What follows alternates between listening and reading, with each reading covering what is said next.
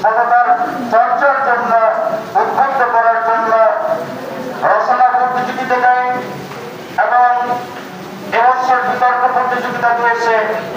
এখানে পূজ্য বক্তাদের মধ্যে আমরা দেখতে পাচ্ছি ব্যক্তিগত জীবনে কোন স্টুডেন্ট যদি সততার প্র্যাকটিস করে, সৎ জীবন যাপন করে এবং তার কর্মে তার দায়িত্বে যদি নিষ্ঠাবোধ হয় এবং দুর্নীতি প্রতিরোধে কাজ করে এবং তার মধ্যে যদি একটা মূল্যবোধ জাগ্রত হয়, তার পরিবারে যদি মূল্যবোধ জাগ্রত হয় এবং এই মূল্যবোধ জাগ্রত হওয়ার কারণে তার ব্যক্তি জীবনে, পারিবারিক জীবনে, সামাজিক জীবনে, রাষ্ট্রীয় জীবনে, তার কর্মময় জীবনে একটি গৌরব ভবিষ্যতে ফেলবে।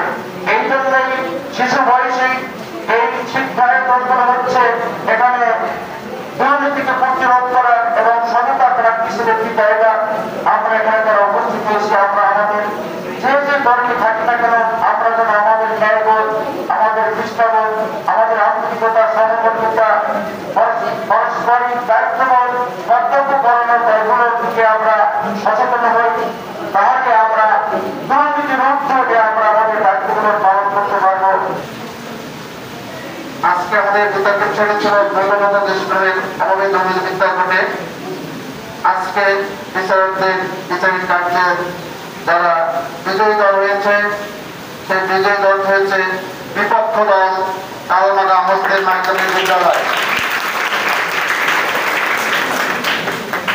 এবং শ্রেষ্ঠ বক্তা নির্বাচিত হয়েছে মোসাম্মদ তাসমিয়া কালমাদা মুসলিম মাধ্যমিক বিদ্যালয়।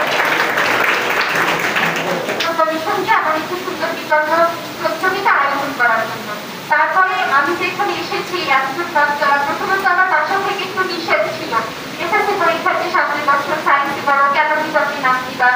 তারপরে পরবর্তীতে আমাদের যে বিদ্যালয় প্রধান শিক্ষক, সহকারী শিক্ষক যারা রয়েছে তাদের অনেকটা সহযোগিতা পাওয়ার ফলেই মূলত বিতর্ক নিয়ে একটু ভালোভাবে করা উচিত।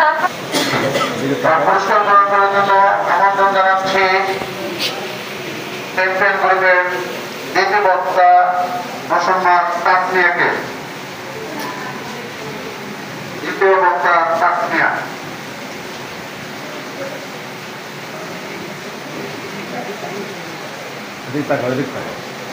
পুরস্কার গ্রহণ করার জন্য অনুরোধ করছি চ্যাম্পিয়ন গ্রুপের দ্বিতীয় বক্তা আর রাফি বুসরা। আর রাফি বুসরা।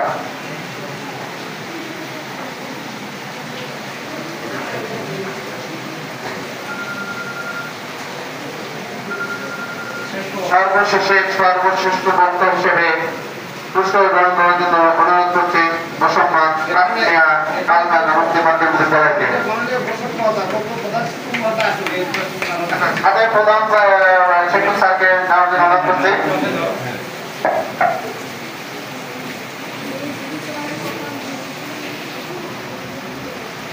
আসলে আমাদের যে বিষয়টি নিয়ে বিতর্ক, আমি একটু বিষয় সম্পর্কে বলব, সেটি হচ্ছে দুর্নীতি প্রতিরোধ বিষয়ক বিতর্ক।